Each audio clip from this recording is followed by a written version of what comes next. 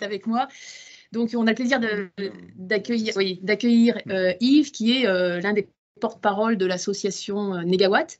Donc, Négawatt est une association qui, depuis très longtemps, fait des scénarios multi-énergie dans une optique de sortie du nucléaire. Ils ont été vraiment précurseurs dans le domaine, parce que je pense que c'est un des premiers à avoir fait ça sur des horizons aussi longs. Enfin, tu diras.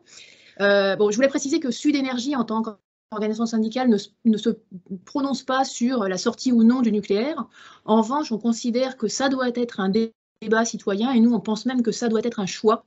On pense qu'il devrait y avoir un référendum sur ces scénarios. Et dans ce cadre-là, ça nous semble important d'écouter les différents scénarios et puis de débattre. Je pense que les salariés d'EDF ont une place particulière là-dedans. On a proposé également d'inviter RTE, mais je pense que si Sud les invite, ils ne viendront pas. Donc on suggère à EDF, on attend la réponse, que EDF et R&D invitent RTE à venir présenter ces scénarios. Il nous semble qu'il faudra faire la même chose avec l'ADEME. Et puis malheureusement, on regrette que les scénarios d'EDF ne soient pas publics. On pense qu'un acteur majeur comme ça, incontournable de l'énergie qu'est EDF, avec 80% de la production d'électricité, devrait rendre ces scénarios publics, et même en interne, c'est difficile de les avoir. On a eu une présentation en petit groupe, mais on n'a pas de support. Voilà. Donc, ce qu'on va faire, c'est que Yves va nous exposer les grandes lignes de la dernière version des scénarios Négawatt. Oui, j'ai oublié de dire aussi que Négawatt était venu à une époque, je pense pas que c'était toi, c'était peut-être Thierry Salomon qui était venu faire une présentation, enfin 3 présentations voilà, en fait, sur les sites. Avec un débat avec, je pense que c'était une autre association Négatep, et puis participait à l'époque Monsieur Salah. Je pense que là, ça serait plus difficile maintenant. Oui. Voilà. Donc bon, je vais pas prendre plus de temps de parole. Donc Yves va nous présenter les grandes lignes. Je lui ai aussi demandé s'il pouvait un peu positionner les grandes différences par rapport aux autres scénarios de sortie du nucléaire, notamment RTE, bon, un peu rapidement.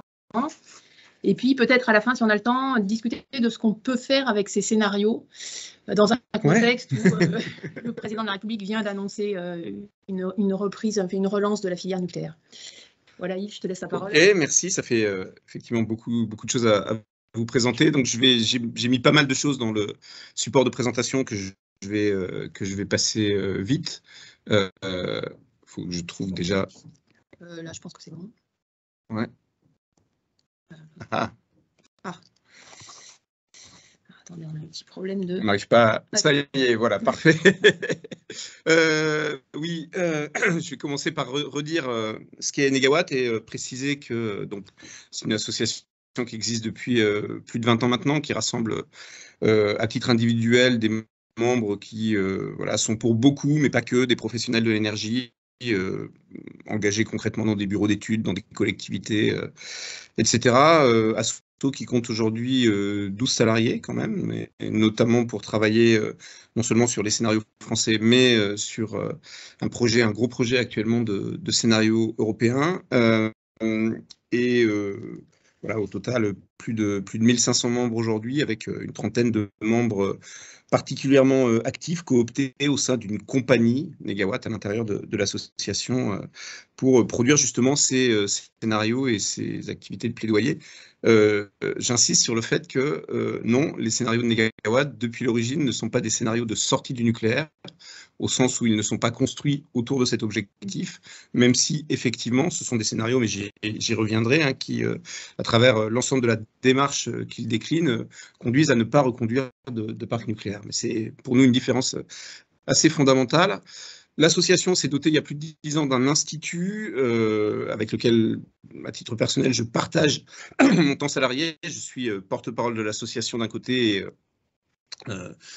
chef du pôle d'expertise sur le nucléaire et les énergies fossiles au sein de l'Institut, qui est donc une filiale plus opérationnelle, qui développe des activités de conseil, d'études, d'accompagnement d'acteurs, de formation professionnelle. Et puis l'Institut a incubé ce qui est devenu à son tour une filiale d'Oremi pour dispositif opérationnel de rénovation des maisons individuelles, qui est donc une entreprise de l'ESS qui voilà, accompagne cette massification de la rénovation thermique des bâtiments. Donc voilà, on a aujourd'hui un groupe autour de ces différents leviers, mais ce que je vais vous présenter là, c'est vraiment le travail de l'association et notamment le scénario publié en octobre 2021, pratiquement le même jour que les scénarios de RTE et quelques semaines avant les scénarios de l'ADEME. Dans le paysage aussi, il faut mentionner quand même dans les scénarios aujourd'hui le plan de transformation de l'économie française du Shift Project, et je reviendrai tout à l'heure sur ces différents exercices. Avant de parler du scénario lui-même, quelques mots sur l'approche développée depuis l'origine par Negawatt. Et pour l'expliquer, je vais commencer, mais en allant vraiment très vite, parce que je pense que c'est des choses qui vous sont extrêmement familières, par insister sur la nature systémique de l'énergie, au sens de ce système extrêmement complexe qui met en relation autour des vecteurs énergétiques, dont l'électricité, les ressources prélevées, les ressources énergétiques prélevées dans l'environnement et les services énergétiques rendus. Et on insiste toujours sur le fait que voilà, l'énergie fait système, ce système fait société, structure notre économie et nos modes de vie, et que donc toute transformation du système énergétique veut dire, d'une manière ou d'une autre, une transformation de la société. Et cette transformation, elle est nécessaire, et c'est pour ça qu'on parle évidemment de transition énergétique, parce que deuxième dimension systémique, ce système énergétique est aujourd'hui au cœur de très nombreux impacts, risques, éléments de non-soutenabilité. Là non plus, je ne les détaille pas, mais il y a évidemment au centre de tout ça le changement climatique, mais pas que. Les risques technologiques, l'épuisement des ressources, les questions d'accès à l'énergie. Et un point peut-être encore supplémentaire à garder en tête dans cette dimension systémique, c'est que l'énergie, même si elle est centrale, essentielle même vis-à-vis de certains de ces enjeux, et notamment le changement climatique, elle n'est jamais seule.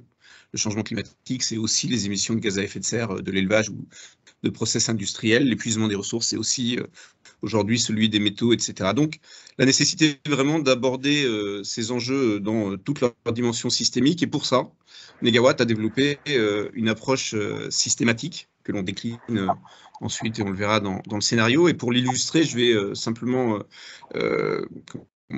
dérouler une chaîne énergétique assez banale, même si ce n'est pas la plus usuelle aujourd'hui, entre le pétrole comme énergie primaire et l'éclairage comme usage.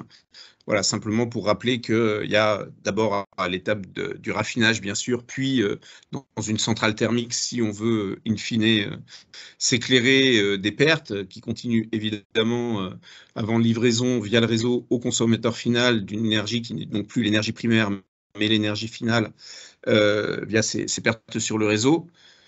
Se joue ensuite, même si la comptabilité nationale s'arrête souvent là, parce que la comptabilité de l'énergie utile est plus difficile, se joue ensuite une étape majeure de conversion de cette énergie commerciale finale en énergie utile, en l'occurrence la lumière.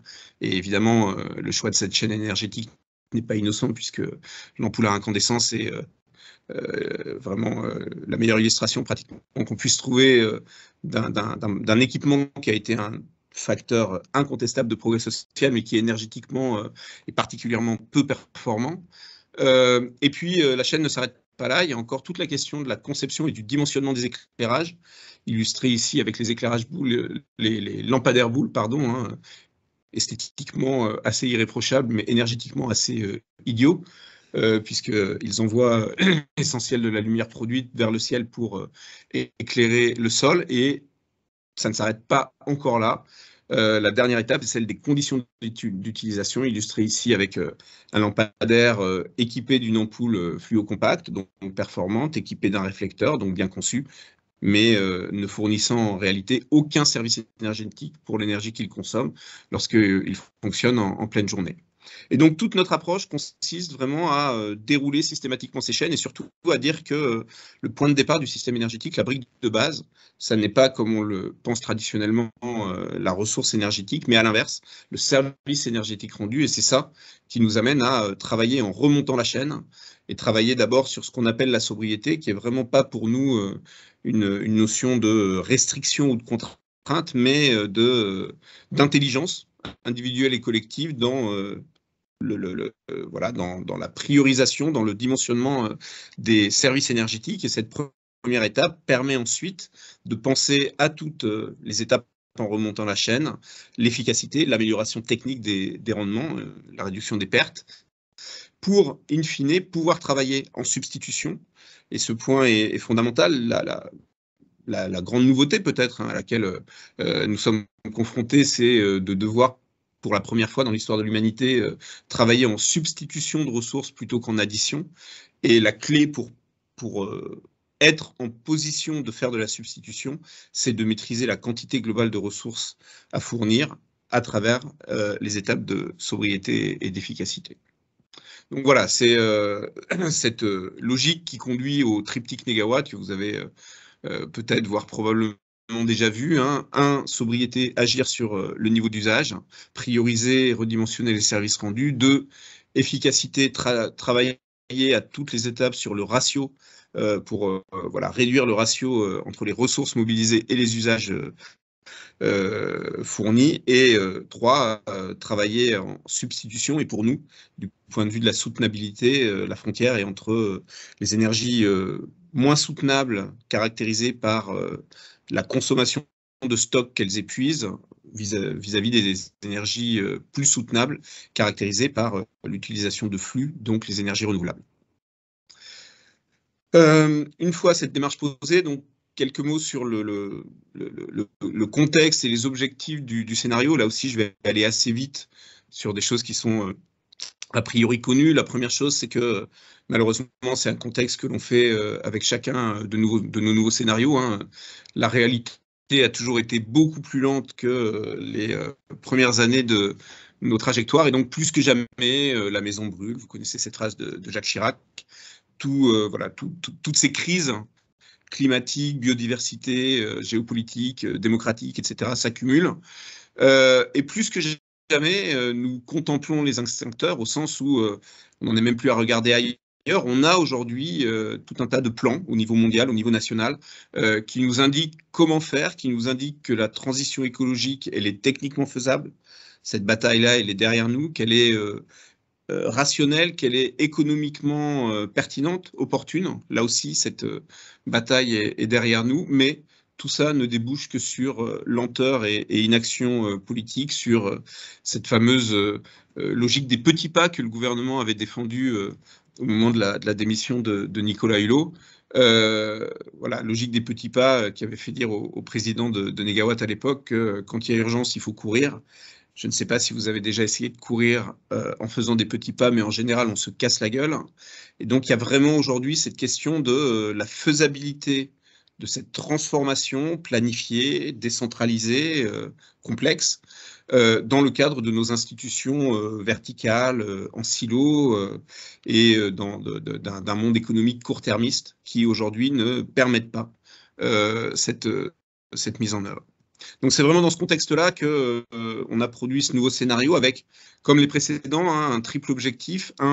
Dessiner un objectif commun capable de mobiliser et de faire en sorte que l'ensemble des acteurs et de la société se mobilisent dans une même direction, mais avec une idée concrète de comment l'atteindre, donc un chemin, une trajectoire et une réflexion au-delà de la trajectoire technique sur les moyens, les politiques et mesures. Ce scénario, comme les précédents, il vient concrétiser à un moment donné une analyse technique que l'association et ses experts mènent évidemment en continu, avec une approche très concrète, comme je le disais, ancrée dans la réalité du terrain, une approche très collective aussi.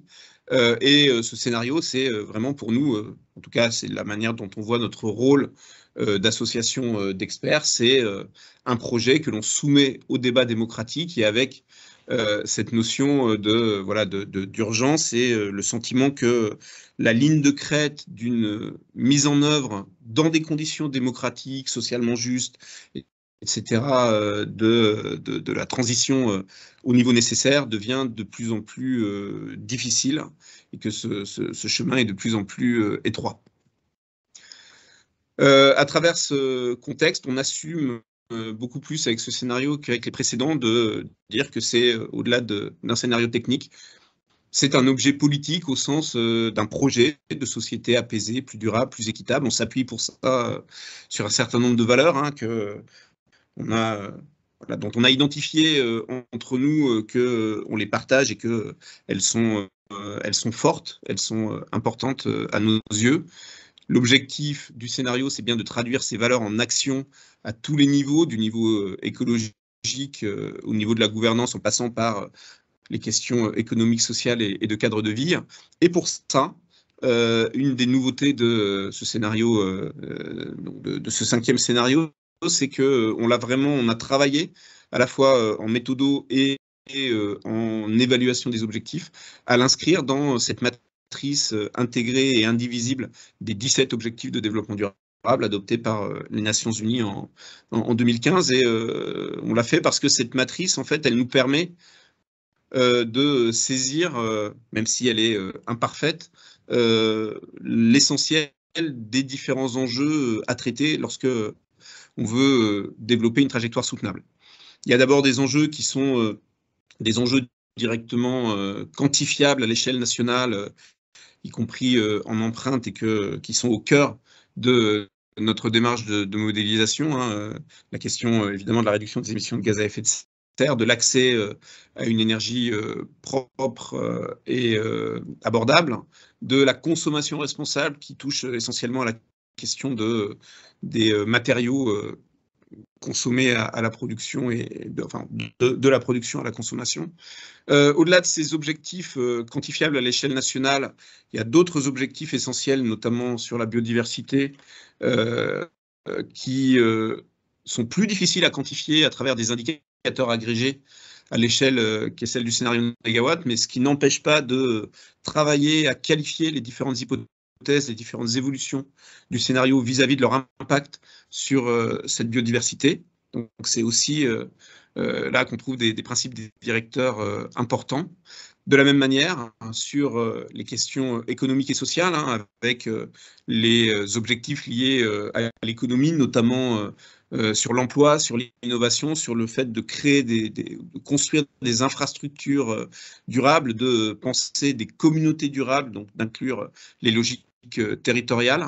Et puis, sur le plan social, les objectifs de fin de la pauvreté, réduction des inégalités qui résonnent notamment pour nous avec les questions de lutte contre la précarité et qui là aussi donnent des orientations, disons des principes directeurs pour construire les hypothèses du scénario. De la même manière, dans le champ de l'amélioration du cadre de vie, on a tout ce qui relève par exemple de l'accès à la santé, donc la recherche d'un cadre quotidien, de pratiques quotidiennes plus saines. Et puis pour finir, sur le plan de la gouvernance, là c'est vraiment un point essentiel pour nous, en lien avec le commentaire que je faisais précédemment sur la faisabilité politique, le fait d'aller vers des modes de gouvernance plus horizontaux, plus participatifs, plus citoyens et non seulement et plus solidaires également au niveau international. C'est non seulement un objectif au titre de ces objectifs de développement durable, mais pour nous, c'est un moyen essentiel, clé, de mise en œuvre de la transition. On pense que c'est vraiment par des solutions décentralisées et démocratiques et pas par plus de technocratie que l'on résoudra l'équation politique actuelle. Ce qui me permet de dire un mot sur le dernier objectif que je n'ai pas cité, l'accès à l'éducation. Alors, ce n'est pas un objectif important en tant que tel à l'échelle française, mais il nous rappelle que cette question de la formation, de l'information autour de la transition est un objectif essentiel pour son appropriation et donc sa mise en œuvre. Une fois posée toute cette matrice, quelques mots sur le périmètre du scénario, avec d'abord le périmètre technique, le périmètre d'analyse. Et là, on a 3 scénarios couplés. Négawatt, qui est au centre de cette présentation aujourd'hui, qui regarde avec une modélisation physique les enjeux de production et de consommation d'énergie et les émissions de gaz à effet de serre associées, avec une approche en empreinte carbone qui permet de prendre en compte l'ensemble des émissions importées et d'inclure la question des soutes internationales. Il est couplé avec un scénario dit Négamat qui développe la même approche sur la question des matériaux et matières premières, avec là encore une évaluation complète en empreinte matière de la trajectoire. Et au-delà de cette nouveauté Négamat, on a repris dans ce scénario quelque chose qui existait déjà dans les précédents, qui est le couplage avec un scénario after développé par Solagro, qui développe là encore la même approche sur les questions de transition agricole, sylvicole et alimentaire. En termes d'horizon temporel maintenant, important aussi dans le périmètre, on est resté, ça a été l'objet de beaucoup de discussions, sur un horizon pour une caractérisation détaillée à 2050, même si cet horizon se rapproche de plus en plus et devient de plus en plus court, évidemment, pour décrire des transformations structurelles complètes, mais cet horizon, il est important, incontournable même, puisque c'est celui notamment de l'objectif de neutralité carbone, même si cet objectif de neutralité carbone est un point de passage vers des objectifs de plus long terme à 2100, hein, le maintien sous 1,5 degré. Et donc, de plus en plus, en fait, on intègre ces réflexions de long terme sur la suite de la trajectoire dans nos travaux, avec y compris des modélisations et chiffrages au-delà de 2050 jusqu'à 2070, même si la publication ne porte que sur l'horizon 2050. Et puis, en revenant vers nous, cette modélisation à 2050, elle sert surtout à identifier les inflexions, les ruptures nécessaires, y compris dans un plus court terme, à l'horizon 2030. Le scénario Négawatt est compatible non seulement avec la neutralité carbone à 2050, mais avec les objectifs de renforcement dits Fit for 55 au niveau européen. Et tout ça nous permet évidemment, pour finir, de réfléchir à des politiques et mesures et propositions pour le quinquennat.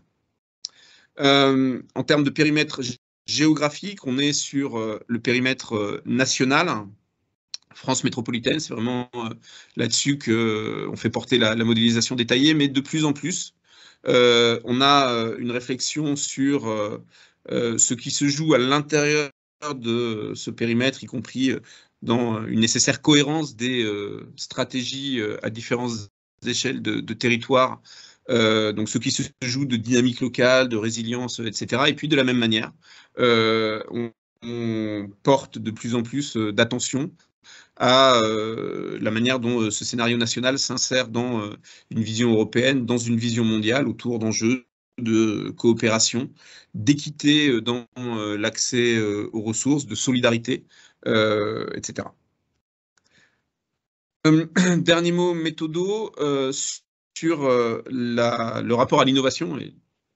C'est évidemment important pour vous ici. Alors, on a une vision prudente de l'innovation, c'est-à-dire qu'on considère qu'évidemment, à l'horizon 2050, l'innovation aura un rôle très important à jouer, a fortiori lorsqu'on commence à se projeter à des horizons encore plus lointains, mais dans le cadre d'un scénario où il s'agit de massifier un certain nombre d'options, on considère qu'un degré minimum de maturité technologique, enfin en tout cas au sens des échelles de maturité technologique et de maturité industrielle, est indispensable pour pouvoir envisager un déploiement massif. Et donc, on ne considère que des solutions qui sont déjà au minimum à l'échelle 7 et même de préférence 8 au niveau 7 ou 8 sur ces échelles. Si on considère des options au niveau 7, c'est le cas par exemple des solutions de power to gas, c'est dans un cadre où il y a beaucoup de technologies en compétition et donc où la question est moins de savoir lesquelles franchiront les étapes supplémentaires que de savoir si l'une d'entre elles le fera. Et puis, deuxième élément de prudence, on intègre au-delà de ces deux échelles une échelle de maturité environnementale et sociale sur le niveau de caractérisation des impacts et plutôt que de leur acceptabilité, qui est un terme ambigu, même si je l'ai utilisé ici dans le slide, de leur supportabilité, si j'ose dire, c'est-à-dire de leur caractère compatible avec les enjeux du développement soutenable. J'en viens au levier d'action et je vais insister surtout sur le levier de la sobriété, qui est évidemment celui qui fait le plus la spécificité, en tout cas historiquement, du scénario Négawatt, en insistant d'abord sur le fait que même si la sobriété, c'est plus difficile, hein, évidemment, à quantifier et à caractériser que l'efficacité, hein, qui porte sur des rendements techniques, il n'empêche que d'une part, on identifie très bien aujourd'hui des indicateurs sobriété au sens où on a de plus en plus de corpus d'indicateurs des services énergétiques, dont les plus basiques sont, par exemple, les mètres carrés chauffés par habitant ou les kilomètres parcourus par personne par an, mais on peut vraiment décliner ça de manière beaucoup plus fine aujourd'hui.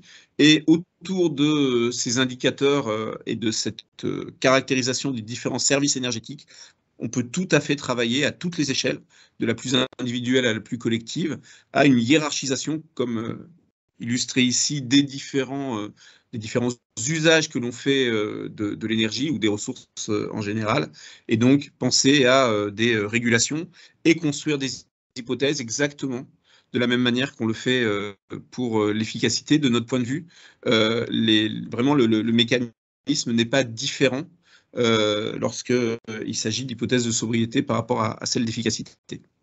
Un deuxième point important sur la sobriété, c'est, et là d'autant plus par rapport aux fondamentaux, je pense, de Sud Énergie, c'est le lien que l'on établit entre les questions de sobriété et les questions d'équité et de solidarité.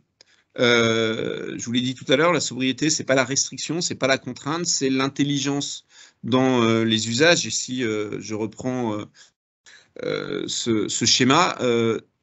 Renforcer l'accès aux usages vitaux, essentiels, indispensables, fait partie en fait de notre approche de la sobriété. Par exemple, lutter contre la précarité énergétique, ça fait complètement partie de la sobriété, et on inscrit en fait aujourd'hui notre vision de la sobriété dans une déclinaison à l'échelle des services énergétiques de la théorie dite du donut, développée par Kate Raworth en économie, qui consiste à dire que l'ensemble de l'économie doit aujourd'hui chercher à se situer entre deux limites. Alors il y a évidemment la limite d'un plafond environnemental, donc le plafond des limites écologiques au-delà desquelles les conditions de vie même sont menacées, de vie en tout cas au sens de société organisée comme on les connaît aujourd'hui. Mais la deuxième limite essentielle, c'est la limite c'est le plancher de minimums sociaux ou de conditions de vie décentes en dessous desquelles la vie en société est dégradée. Et donc notre vision, c'est vraiment modérer globalement la consommation tout en développant à l'intérieur de cette enveloppe de consommation des logiques de solidarité et de redistribution. En termes de mise en œuvre concrète de la sobriété, je vais juste illustrer les trois catégories ou les trois axes autour desquels on travaille. Le premier, c'est une logique de sobriété qu'on va appeler servicielle, liée au niveau, à la durée d'utilisation, d'exploitation des équipements. Donc là, on peut être sur des choses assez triviales, hein, éteindre les appareils, faire de l'éco-conduite, réduire l'obsolescence programmée. Là, on est déjà plus dans quelque chose qui peut relever du consommateur final, mais aussi d'une organisation de l'offre industrielle.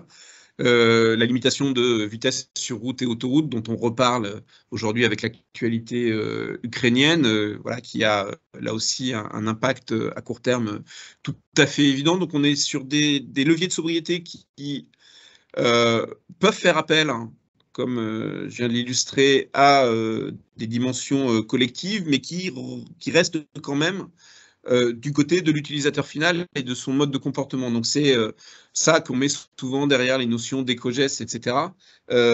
Mais on insiste beaucoup de notre côté sur le fait que ces éco-gestes et surtout cette espèce de surresponsabilisation du consommateur final dans la nécessité de changer de comportement est tout à fait insuffisante, et que la sobriété, elle se joue aussi à des échelles beaucoup plus collectives, notamment la sobriété dimensionnelle qui, là, va porter sur la taille, le juste dimensionnement des équipements. Alors, ça vaut évidemment pour tous nos équipements, mais il y a deux enjeux majeurs derrière ça, qui sont la maîtrise des surfaces de bâtiments et la maîtrise de la taille des véhicules, et surtout l'adaptation des véhicules aux usages.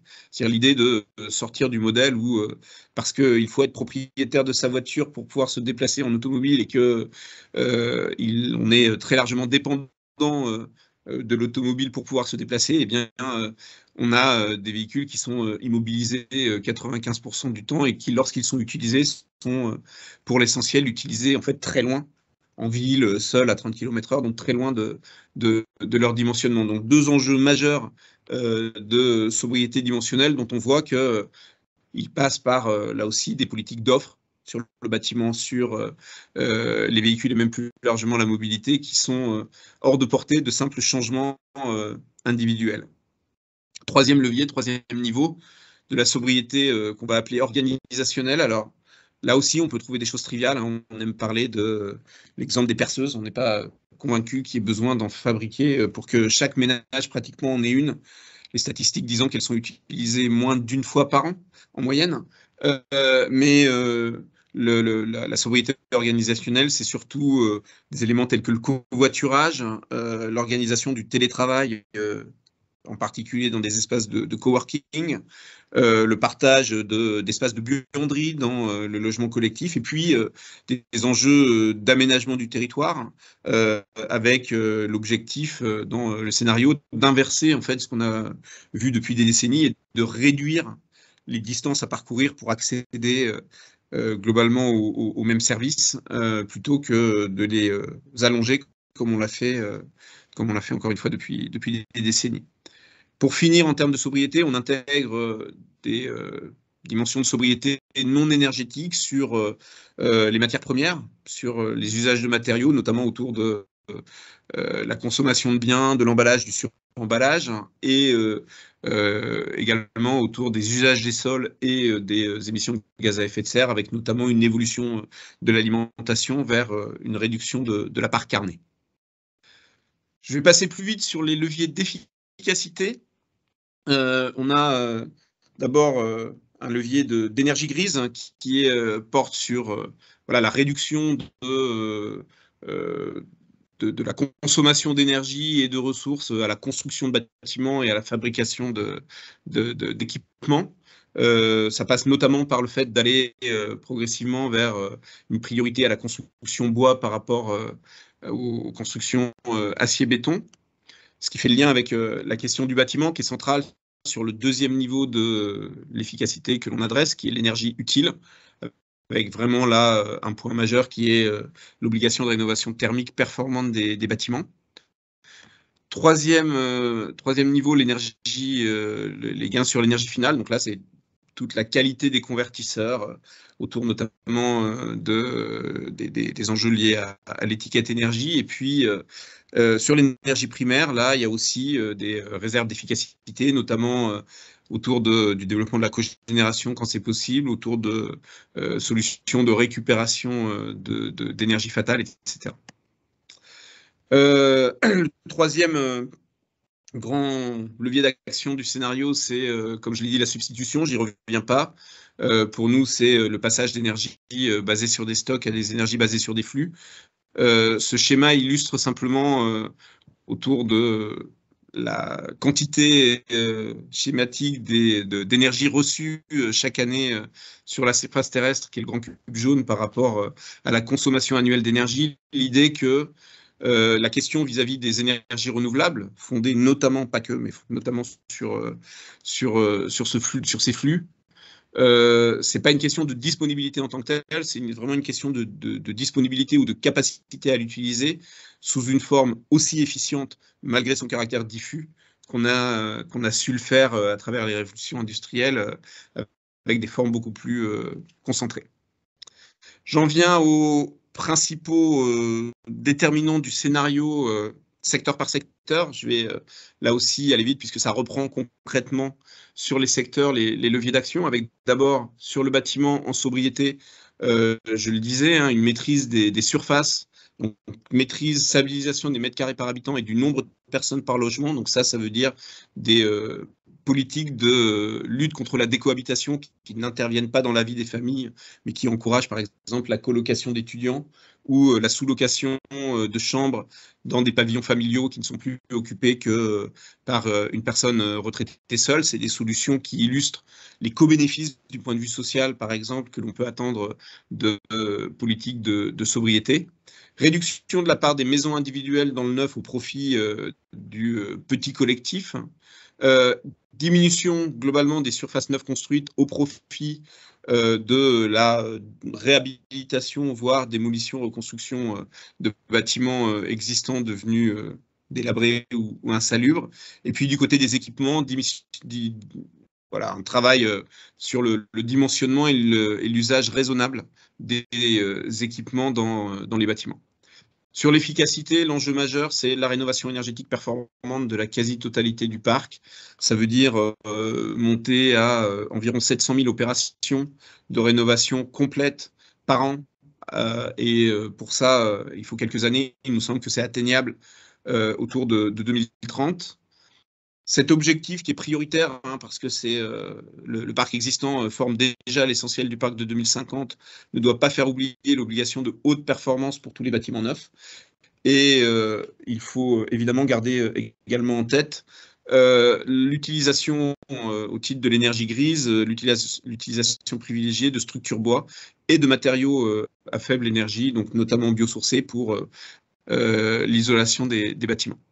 Du côté de la substitution, là, la logique est assez simple. C'est une généralisation des systèmes de chauffage que l'on considère aujourd'hui les plus performants. Ça veut dire chauffage bois en individuel dans des logements isolés ou via des chaufferies bois en réseau de chaleur. Et surtout, développement des pompes à chaleur. Le scénario Négawatt est un scénario où on augmente la part de l'électricité dans le chauffage, mais c'est des pompes à chaleur dans des bâtiments rénovés de façon performante, et donc on diminue la consommation d'électricité pour le chauffage, bien qu'on augmente sa contribution. Dans les transports, en termes de sobriété, je l'ai déjà évoqué, diminution des distances parcourues, 15% en moyenne de kilomètres parcourus en moins à l'horizon 2050. Un fort report modal et une réduction spécifique de l'aérien, parce que on n'a pas sur ce levier-là de solution de substitution renouvelable massifiable à l'horizon 2050. Donc, on arrête pratiquement entre 2030 et 2035 toute liaison interne à la métropole au profit de ferroviaire, du développement de liaisons ferroviaires performantes, et on réduit à 2050 de 2/3 le niveau de recours à l'aérien hors territoire d'outre-mer qu'on conserve. Et voilà, de 2/3 par rapport au niveau pré-Covid. Augmentation du taux d'occupation avec notamment le développement du covoiturage. On a aussi un développement de l'autopartage et de formes partagées d'accès aux véhicules qui permet de travailler en serviciel plutôt qu'en propriétaire, comme je l'évoquais. Réduction des limites de vitesse. Voilà pour la mobilité. Toujours sur la mobilité en efficacité, là on est sur une forte amélioration des performances des véhicules, à la fois parce qu'on va vers leur électrification et parce que à travers les formes d'autopartage, on va vers un allègement d'une bonne partie de la flotte de véhicules. Et du point de vue de la substitution, ça va avec le fait d'aller vers une motorisation prioritairement électrique, mais avec une part qui reste hybride, alimentée en gaz, qui devient gaz renouvelable. Sur le fret, réduction là aussi des tonnages transportés autour de la réduction de la surconsommation et l'organisation en circuit plus court. Un fort report modal vers le ferroviaire et le fluvial. Un meilleur taux de remplissage des véhicules et en particulier des camions. Une amélioration du côté de l'efficacité et des performances moindre que celle des voitures et des véhicules légers, en particulier parce que du côté de la substitution, on est sur une motorisation prioritairement gaz renouvelable pour les camions. Il nous semble que ni la solution d'électrification en autoroute, ni la solution d'électrification en batterie hyper lourde ne sont raisonnables, d'où ce choix. Et donc, vous le voyez ici, on a sur les motorisations une vision fortement électrique pour l'automobile, mais fortement gaz pour les poids lourds. Et on ne développe que faiblement, à hauteur de 15% pour les poids lourds, la part de l'hydrogène, avec l'idée que l'hydrogène est plutôt réservé à des flottes captives, que l'on peut alimenter à moindre coût en termes de développement d'infrastructures de transport et de distribution de ce nouveau vecteur. Une des raisons pour lesquelles on met ces limites à l'électrification, c'est qu'on a regardé, et on l'a fait pour tous les tous les matériaux pratiquement, et en particulier les matériaux critiques. On a regardé la consommation cumulée de lithium dans les batteries dans notre scénario, qui est marqué par un certain nombre d'hypothèses fortes en termes de sobriété qui limitent le recours aux batteries et à l'électrification des véhicules.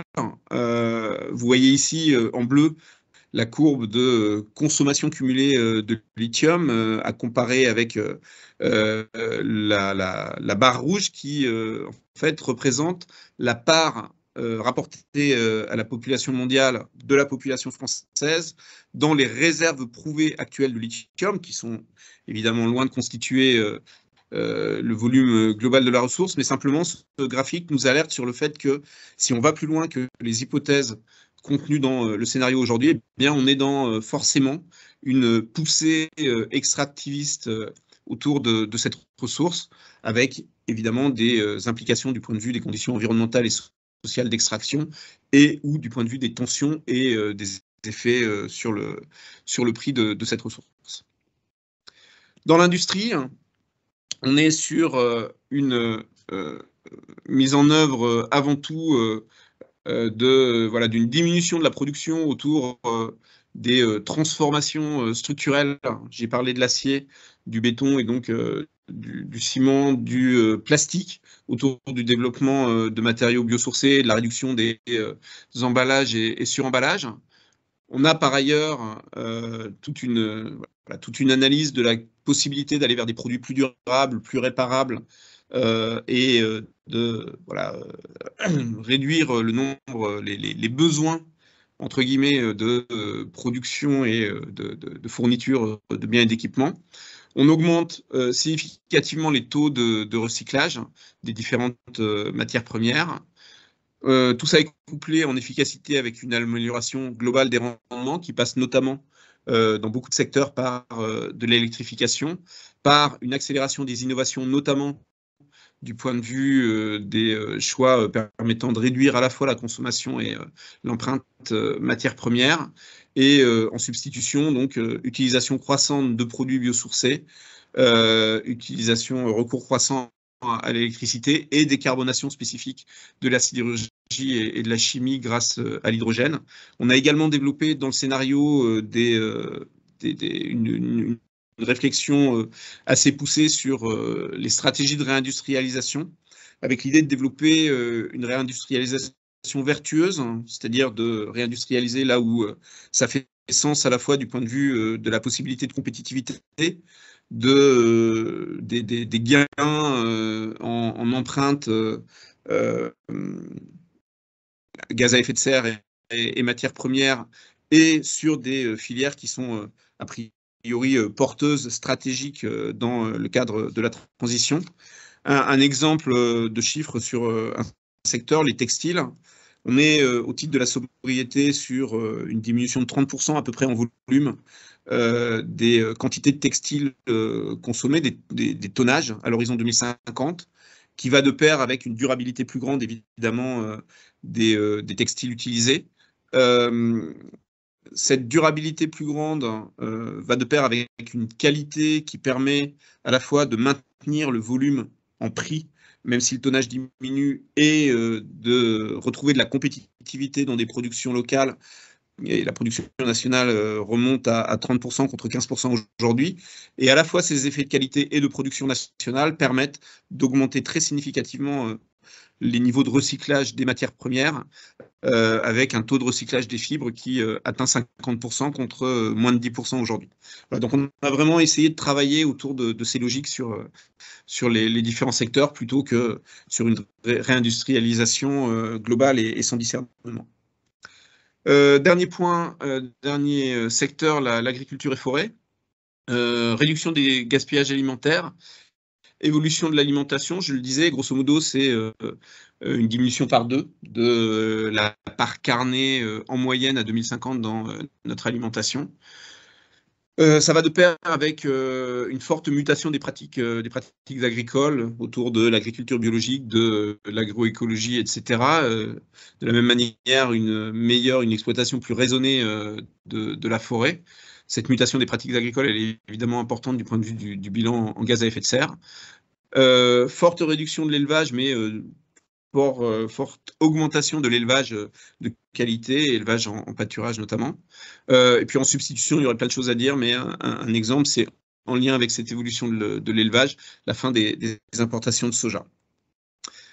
Je passe à la question de la production d'énergie et le secteur agriculture-forêt fait évidemment le lien, puisque un message important, c'est qu'avant de penser aux énergies électriques renouvelables, il faut mobiliser les énergies renouvelables biomasse.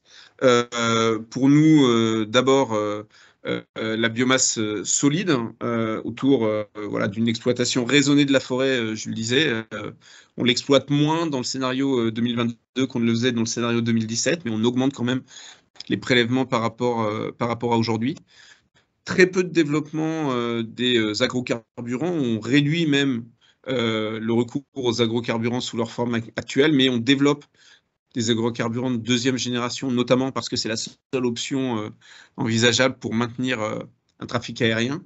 On développe au contraire beaucoup plus le biogaz parce que la ressource de biogaz peut être mobilisée à des niveaux importants, contrairement à la biomasse liquide, sans culture dédiée, donc sans immobilisation de sol agricole pour le seul usage énergie. Et c'est vraiment une règle que l'on se donne dans le scénario.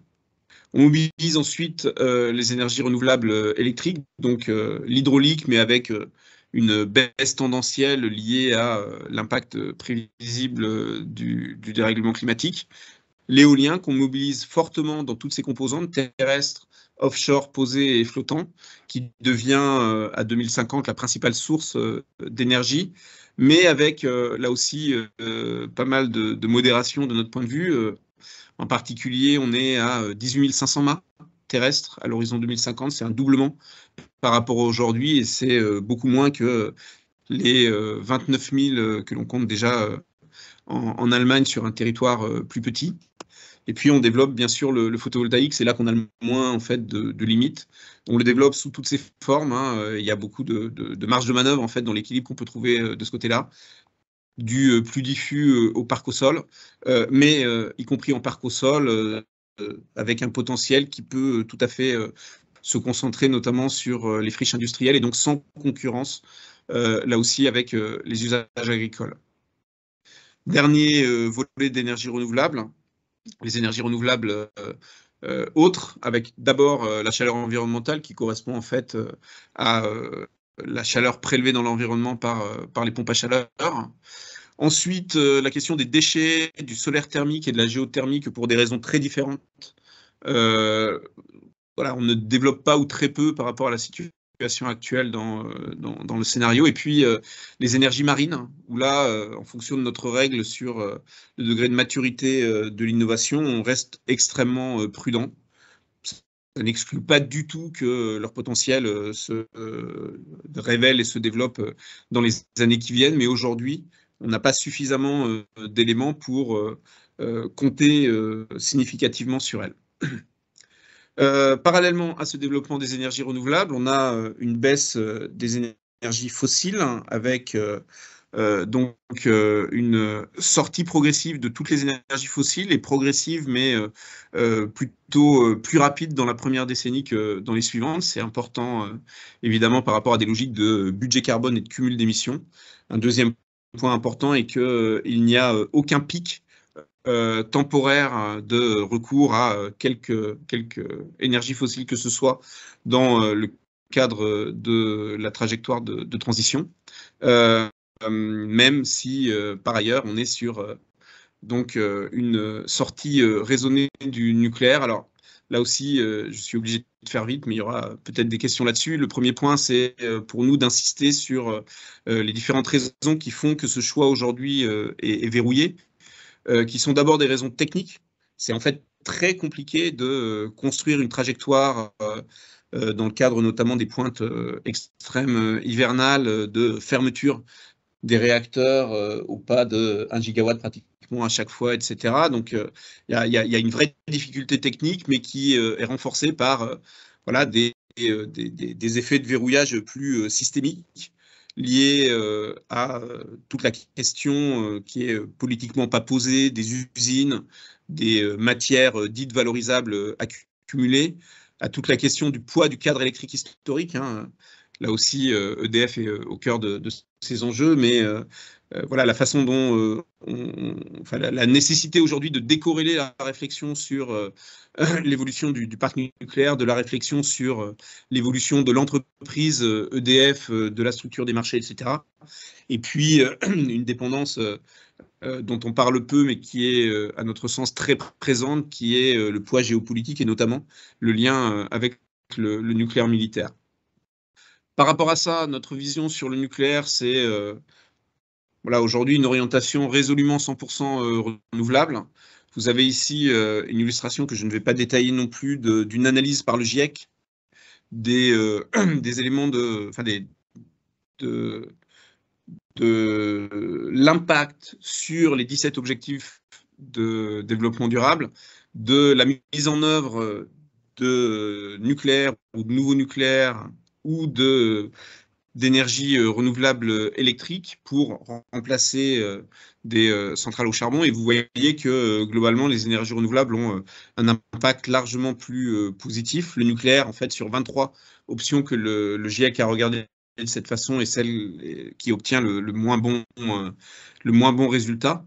Il nous semble aussi que la crise en Ukraine aujourd'hui illustre un certain nombre d'enjeux que l'on peut mettre sous cette discussion de non-soutenabilité. Mais au-delà de ça, surtout, aujourd'hui, il nous semble acquis qu'un système électrique 100% renouvelable est possible à l'horizon 2050. Et il nous semble évident que, en termes de performance, à la fois sur les coûts, et sur la fiabilité de mise en œuvre et sur la vitesse de mise en œuvre et la granularité, l'éolien et le photovoltaïque sont aujourd'hui bien plus performants que le nouveau nucléaire. Et donc, notre vision, c'est une trajectoire sans nouveaux réacteurs. Et par rapport au parc actuel, le fait d'acter le passage d'un grand nombre de réacteurs au-delà de 40 ans, mais de conserver une position de principe sur aucune prolongation au-delà de 50 ans, contrairement à ce qui est d'ores et déjà dans les tuyaux avec la programmation pluriannuelle de l'énergie, et d'envisager un lissage, une trajectoire de lissage des arrêts, ce qui pour nous veut dire probablement, même de façon indispensable, de sortir de la logique du calendrier décennal. On ne fera pas une trajectoire lissée en travaillant au pas de temps de 10 ans pour chaque réacteur. Donc il faut définir un mécanisme de flexibilité permettant de le faire. Et puis il faut penser cette trajectoire en tenant compte d'autres enjeux. J'ai évoqué la question des usines et la question de la réduction autant que possible de l'inventaire matière. Il y a également l'enjeu de l'impact social, et pour nous, ça veut dire notamment travailler à une trajectoire qui permet d'étaler autant que possible les fermetures de réacteurs site par site pour éviter l'effet désastreux de la fermeture des 2 réacteurs dans un intervalle très court à Fessenheim. Du côté des vecteurs, je vois que mon temps est en fait pratiquement écoulé. Le point peut-être le plus important, je vais passer sur le reste, vous l'aurez dans la présentation, c'est du point de vue du système électrique, le fait que l'action sur les bâtiments, en fait, redimensionne complètement le sujet, puisque la pointe électrique à 2050, dans notre scénario, elle se situe autour de 60 000 au lieu de 90 000 mégawatts. Et évidemment, ça change la possibilité d'utiliser les différents mécanismes, les différentes solutions de flexibilité que l'on actionne, avec par ailleurs un rôle important pour l'hydrogène, mais qui en fait est essentiellement drivé par la question matière première. On pense que le recours à l'électrolyse et donc la possibilité de faire du power to gas est avant tout essentiel pour se substituer à du méthane qui est aujourd'hui au craquage de méthane pour des usages matières premières dans l'industrie de l'hydrogène. Et sur les vecteurs finaux, on a une vision où voilà, les vecteurs finaux de 2050 sont en fait une petite partie des vecteurs finaux d'aujourd'hui, mais où vous voyez l'électricité qui est d'origine renouvelable devient le premier vecteur, mais avec une vision où elle ne devient pas hyper majoritaire comme dans d'autres scénarios. Dernier point, le bilan et les résultats. Je ne vous détaille évidemment pas ça, ça c'est juste pour illustrer en 2019 et 2050 le niveau de détail dans lequel va le scénario sur l'analyse et la description du système énergétique, et pour illustrer donc de 2019 à 2050 à quel point l'ensemble du système énergétique est profondément transformé. Mais voilà, vous pourrez aller regarder, si vous le souhaitez, le détail des différents chiffres. En bilan beaucoup plus synthétique, en énergie finale, on est sur une réduction de moitié à peu près, et dans tous les secteurs du recours, enfin de la consommation d'énergie finale, pardon. En énergie primaire, la réduction est plus forte parce que, évidemment, l'élimination du nucléaire avec son taux primaire final très faible joue à plein. On est, et c'est le point le plus important, sur une atteinte à 2050 de 100% d'alimentation renouvelable locale pour la production d'énergie. On est à 100%, on est à 96% si on inclut les usages non énergétiques de matières énergétiques, c'est-à-dire on garde un talon de 4% de gaz et oui, je crois que c'est gaz et charbon pour quelques usages. Vous avez ici, je ne le détaille pas non plus, le mix énergétique de 2050. Vous voyez qu'on est surtout sur une très forte diversification et un équilibre entre les différentes formes d'énergie renouvelable. Et voilà, du point de vue de l'électricité, je l'ai déjà dit, on est sur une dominante éolien, mais avec ses différentes composantes et une part significative du photovoltaïque. En termes de matières premières, on a donc une modélisation de la réduction de l'ensemble de l'empreinte en matières premières qui est assez forte, qui joue à la fois, enfin qui vient à la fois d'une réduction du besoin et d'une augmentation importante des taux de recyclage. Et quand on regarde l'évolution sur de matières premières extraites, donc voilà les primo-extractions de matières minérales et fossiles, on voit qu'on est sur une importante réduction pour l'essentiel des matières, avec quand même quelques points d'alerte, dont la bauxite pour l'aluminium et surtout le lithium dont j'ai déjà parlé. Dernier élément de bilan chiffré, la neutralité carbone atteinte à l'horizon 2050, 2047 en domestique, 2050 en empreinte. Ça passe par une division par 9 des émissions de gaz à effet de serre, tout gaz et process confondus, avec donc ce petit talon à 2050 qui est compensé par des émissions négatives naturelles liées au changement d'usage des sols. Tout dernier point de bilan, quelques mots sur le bilan enfin, moins global, quantitatif. D'abord, sur la biodiversité, on a voilà, différentes évolutions, moins de phytosanitaires, l'objectif zéro artificialisation nette de terre, les zones de renaturation qui contribuent de façon évidente à la protection de la biodiversité. Différents leviers qui contribuent là aussi à l'amélioration en qualité et en quantité de la ressource en eau, ce qui évidemment va devenir un enjeu crucial dans le cadre du dérèglement climatique. Des leviers d'amélioration de l'état de santé divers et variés, mais notamment pour ceux qu'on peut chiffrer 10 000 décès évités à 2050 par l'augmentation de la pratique de la mobilité douce, et puis plus largement un meilleur confort de vie. Et tout dernier point, voilà, cette fois vraiment promis, sauf qu'il ne veut plus passer du coup. Ah, pardon, oui, tu m'as enlevé. Alors, il faut que je reclique. Il passe pas là. Pardon.